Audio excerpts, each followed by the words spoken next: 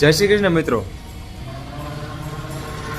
કાલે રાત્રે 12 વાગે રાત્રિના સમયે એક વાછડું હતું.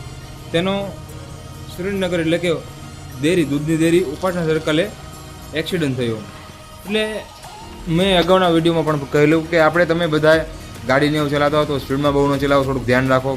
અને બીજી વસ્તુ, જો આવો કોઈ અકસ્માત કે એવું થાય છે તો ખરેખર તમે કહેવાય ને કે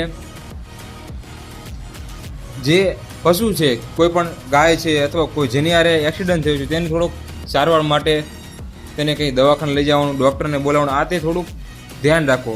ને અત્યારે બધું અકસ્માત કેવું થાય અને બધા જ તરત ત્યાંથી નીકળી જાય છે. આવું ઘણું બધું જોવા મળે છે. કાલે રાત્રે પણ આવું જ થયું. તમે આ જોઈ શકો છો કે આ વાછડું છે તેનો કાલે અકસ્માત થયો.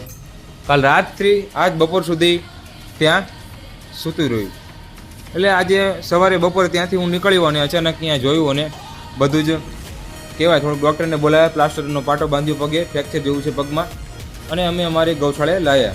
બીજી વસ્તુ કે જે કોઈ પણ ગાય કે એવું રાખે છે, વાછડા રાખે છે, તો એક વસ્તુ એ જોવા મળે છે કે બધા બધું કમ્પ્લીટ એટલે કે ગાયને વાછડાને સારું હોય ને ત્યાં સુધી પોતાની પાસે રાખે છે અને પછી એ તેને બહાર છોડી દે છે રસ્તા ઉપર. તો આ વસ્તુ એક ગેરવાજબી એટલે કે અલગ ખોટી છે. આ વસ્તુ ન કરવી જોઈએ. તેથી સૌને વિનંતી છે કે આવું કદી પણ ન કરો અને જીવ દયા પ્રત્યે પ્રેમ રાખો. ખરેખર આપણો જેવો જીવ એટલે કે આપણો મનુષ્યનો અવતાર છે એવો જ પશુનો એટલે કે ગાયનો અવતાર છે. અને ખરેખર આ ગાયને કે વાછડા જે છે એને કેટલું વહમું લાગતું હોય છે.